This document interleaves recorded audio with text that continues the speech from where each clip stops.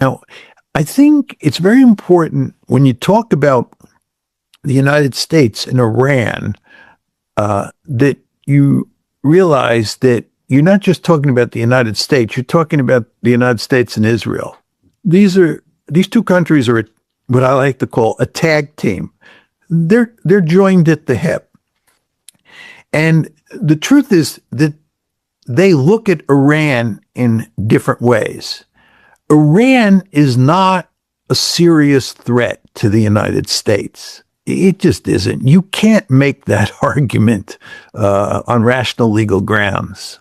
But from Israel's point of view, Iran is an existential threat. And one could argue, this is a bit simplistic, but nevertheless, there's a large element of truth in it. If it's an existential threat to Israel, it's an existential threat to the United States. And therefore, the United States is forced, because of Israel, to treat Iran as an existential threat. But even if that's not completely true, the fact is that Israel treats Iran as an existential threat. And the most worrying scenario from an Israeli point of view, and even from an American point of view, because again, they're joined at the hip, is if Iran has a nuclear weapon. And if Iran maintains its nuclear enrichment capability, which it is almost certain to do, from Israel's point of view, this is the same as Iran being able to get a nuclear weapon. They'll be on the road to acquiring a nuclear weapon as long as they have a nuclear enrichment capability. So I think there is a real chance that if a deal is cut and Iran basically wins and keeps its nuclear enrichment capability, that the Israelis will be tempted to use nuclear weapons against Iran. I think that's a real problem. And I think there'll be real limits to what the United States can do to prevent that. Now, your question was, would the United States use nuclear weapons? I find that hard to believe, but that may be wishful thinking on my part. And we want to remember that President Trump has talked about wiping Iran or Iranian civilization off the face of the earth and making it so that Iran could never come back from the dead. He's threatened this kind of genocidal policy, which is consistent with using nuclear weapons against Iran. So it is possible that the United States would countenance using nuclear weapons against Iran. I think all of this gets back to the basic logic that you're spinning out, which is that when countries get desperate, when they see themselves being in a desperate strategic situation, you don't want to underestimate the risks that they might be willing to take. Now, you would argue, I think, that Israel using nuclear weapons is irrational, but I'm not condoning that idea for 1 second, but you could make an argument that from Israel's point of view, that's the rational thing to do. They view Iran with nuclear weapons as the coming of a second Holocaust, and therefore it makes eminently good sense to pursue that policy. Yes, it's risky. It's extremely risky. Do we want to do it? No. But do we have any choice? No. It would be that kind of argument. So I think you don't want to underestimate the extent to which Israel will think seriously about using nuclear weapons in the future against Iran. And maybe even the United States would do the same. And if I could make one more point, just going back to the Ukraine case, because you see a similar logic at play there. You and I both know Sergei Karaganov, and you know him quite well. Sergei, for those in the audience who don't know, is a Russian strategic thinker of about my vintage, which means he goes back into the Cold War days. And he has been arguing that the Europeans have lost sight of the fact that we live in a nuclear world. And the Europeans think that they can do things to Russia and act in ways, hostile ways towards Russia, as if Russia didn't have nuclear weapons, and nuclear deterrence and nuclear weaponry don't matter. And Karaganov's point is the only way you're going to put an end to this kind of thinking, which he finds remarkably foolish, and I agree with him on that, is for the Russians to use a few nuclear weapons against Ukraine or against the West in a demonstrative way. In other words, Karaganov is not talking about starting a general thermonuclear war, but he's talking about employing a handful of nuclear weapons to remind the Europeans that we live in a world where there are nuclear weapons, and there's a chance that we'll get us incinerated if they're used. And what Karaganov wants to do is throw the Europeans and the Russians out on the slippery slope to oblivion, and basically remind the Europeans that the last clear chance to avoid nuclear catastrophe is for them to wake up and understand that they cannot threaten the Russians in an existential way. Now, you might say that Karaganov is crazy or that this is irrational, but I think you can spin a plausible story that, although we hope very much that this doesn't happen, that from the Russian point of view, it is a rational strategy. It's filled with risks, for sure. But the argument that someone like Karaganov would make, that the risks of allowing the Europeans, with help from the United States, to wreck Russia is just unacceptable. And something has to be done to stop that. And if that involves using a handful of nuclear weapons, so be it. That is the smart strategy. Regrettable, but smart. I'm just laying out the logic of using nuclear weapons in Ukraine and in the Middle East that show you why the situation in both places is so dangerous. Yeah. No, I get the difference. I often make the point to people because there's often a lot of confusion when one says, because you and I also spoke in the past about Iran has it's rational for it to acquire nuclear weapons. It's not a normative argument what we wish would happen. It's the incentives of states as they compete for security. And just for context on Karaganov, he's been quite influential both in the Soviet Union and in Russia. He wrote speeches for Brezhnev. He advised everyone from Gorbachev to Yeltsin and Putin. Indeed, he had a very key role in pushing for the change in Russia's nuclear doctrine and convincing Putin to do so. I was in the room twice when Karaganov, on the Valdai setting, when Karaganov was advocating for changing the nuclear posture of Russia, and when Putin was essentially pushing back. But eventually, Russia changed its nuclear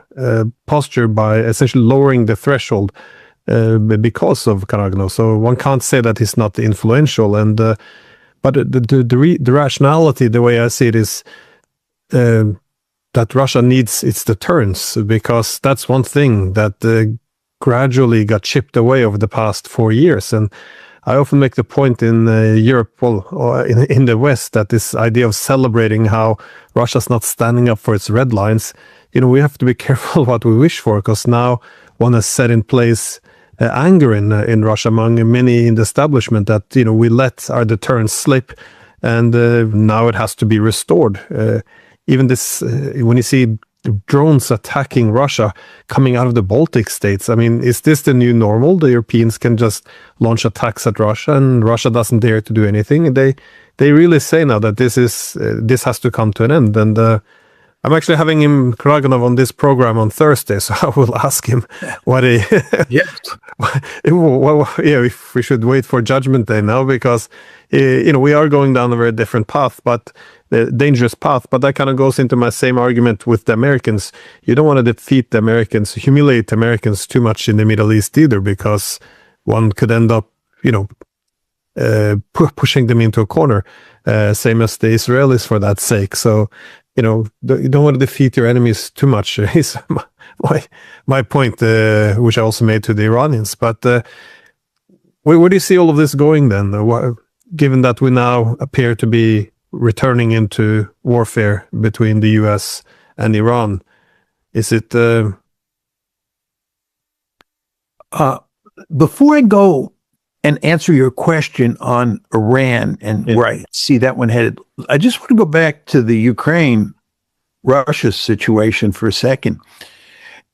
The two events that really profoundly shocked me were, number one, when the Ukrainian army, with support from the United States and Britain, invaded Mother Russia. This was the Kursk offensive. I believe it was in 2024. Just think about that. Ukraine, with help from the United States and Britain, invaded Russia. This would have been unthinkable during the Cold War. Unthinkable.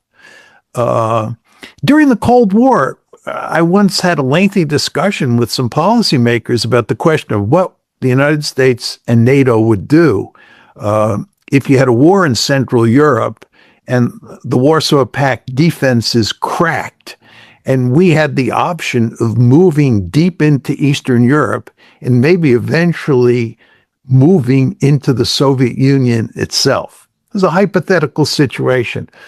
But everybody understood that you would not want to move deep into Eastern Europe, much less invade the Soviet Union, threaten the survival of the Soviet Union, a country that had many thousands of nuclear weapons. Well, here you are in 2024. Ukraine invades Russia with ground forces. It conquers territory. Truly amazing. Then the second thing that happens is that the Ukrainians, again with assistance from the Americans and the British, launch attacks on one leg of Russia's strategic nuclear triad. You remember that the Ukrainians targeted Russian strategic bombers. This is their strategic nuclear forces. It was unthinkable that you would do that in the Cold War, even if you had the opportunity, because you understood full well that this might invite retaliation by the Soviet Union, and you might end up in a general thermonuclear war. But we didn't seem to mind at all that the Ukrainians hit one leg of the Russian strategic nuclear triad. Truly amazing to me. So all of this, I think, supports Karagonov's basic point that the West, and this includes just not the Europeans, but the Americans as well, seem to have lost sight of the fact that nuclear weapons are present in the system, and they should affect how great powers interact with each other. And we appear to have forgotten that lesson. And again, Karagonov's point is that the West needs to be reminded.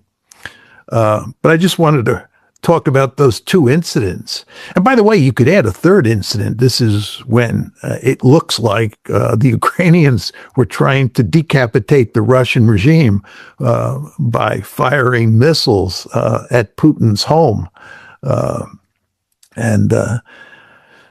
That, again, is something that would have never happened in the Cold War. Anyway, to go to the Middle East, where are we going from here? I find it hard to believe, because of Israel and because of the lobby, that we're ever going to get a meaningful peace agreement.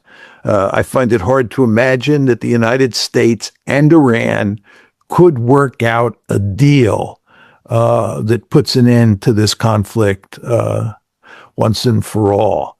I think if there was no such thing as Israel didn't exist, and the lobby didn't exist, the United States and Iran would have little difficulty working out a modus vivendi. But the fact is, Israel does exist. It's not going away. And the lobby is enormously powerful in policymaking circles in the United States.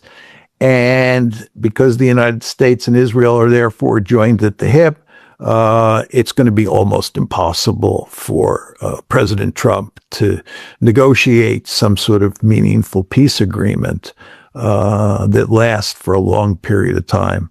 So I think, Glenn, you and I will be talking about the Middle East and U.S.-Iran and Israeli-Iran relations for a long time to come. Well, it's just that, well, going back to what we discussed earlier on how much the world has shifted is this can't, well, historically, such huge shifts in international distribution of power has not happened in peaceful ways. Because keep in mind, only a few years ago, we were told that, there was only one center of power in the world, that is the United States, but organized under the political West. We had the whole political class in Europe raised under this idea that there was one center of power, so there would be no more great power rivalry. This one center of power was liberal democracy, so now we're going to have democracy and human rights set as a key pillar of international rules and order. And suddenly, within the span of a few years, we now see China becoming the most competitive economy. We see this, as you said, war with Russia, and when we say Ukraine did it, none of the things they're doing, I think they could do without the West. So, with the assistance, we're also attacking Russia now. And in Iran, we see Iran essentially leaving the U.S. no military option of victory. It's quite a remarkable shift in a very short period of time, and it's not easy for political leaders or even the public to get used to this new division of labor or the division of the distribution of power in such a short period of time. And one can always be pragmatic and say, well, perhaps the U.S. and Iran could set up a regional partnership to adjust to multipolar world. Same with Russia, but it doesn't seem like this is built into human nature, though. I'm not sure if you have any thoughts before we wrap up. I want to make one final point, Glenn, and that is that when I talk about the changes that have taken place in the world, I tend to treat East Asia, Europe, and the Gulf as the three areas that we should focus on, and I treat them pretty much by themselves. And I talk about China in East Asia, Russia in Europe, and of course, Iran now in the Gulf. But if you think about it, those three areas are tied together in very important ways. The Russians are providing all sorts of assistance to Iran, and the Chinese get a huge slug of oil from Iran through the Persian Gulf. And therefore, China and Russia are involved in what's going on in Iran in a quite serious way that is likely to increase with the passage of time. And when you think about the war in Ukraine, it is seriously affected by what is happening in the Persian Gulf in the war against Iran. Just to give you two obvious examples, one is that the United States had to take sanctions off of Russia to increase the amount of Russian oil that's flowing into global markets, which improved Russia's economic position and Russia's position in the war against Ukraine. And furthermore, it's now quite clear that the United States is going to send much less weaponry to Ukraine than it has been up to now, because we've used up so much precious weaponry in the war in Iran. And furthermore, the Russians and the Chinese both have a deep-seated interest in making sure that Iran does not lose the war against the United States. And by the way, countries in the Middle East like Turkey, which is a NATO member, Turkey has a vested interest in making sure Iran doesn't lose the war against the United States and Israel, because the Turks understand the Israelis have their gun sights on Turkey, right? So when you begin to look at these different regions, what you see very quickly is that there are significant connections among them. And that tells you it is possible. I mean, you could tell stories where a war that spreads in a place like the Persian Gulf ends up including both the Chinese and the Russians, or just one of them. And you could end up in a great power war that spills out of the Persian Gulf. And as I said before, I think this becomes more likely with the passage of time, not less likely. So we live in dangerous times for sure. Yeah, the world was clearer, I guess, in the Cold War because you had two centers of power, two incompatible ideologies. I mean, it's much more difficult to control the different variables at play in this multipolar world, as you pointed out with Turkey, for example, how they, do not have, even though they have the problems with Iran, even Saudi Arabia can make this point. To what extent is it in Saudi Arabia's interest to actually defeat your opponent? And I think they also would be worried about Israel's territorial ambitions after a defeat of Iran. So I think the whole shift in mentality as well, that peace derives from defeating adversaries. I think we have to return to the basic idea that we should manage the security competition. I think for the Iranians to defeat America, for the Europeans to try to defeat Russia, I think all of this is just a recipe for disaster. Now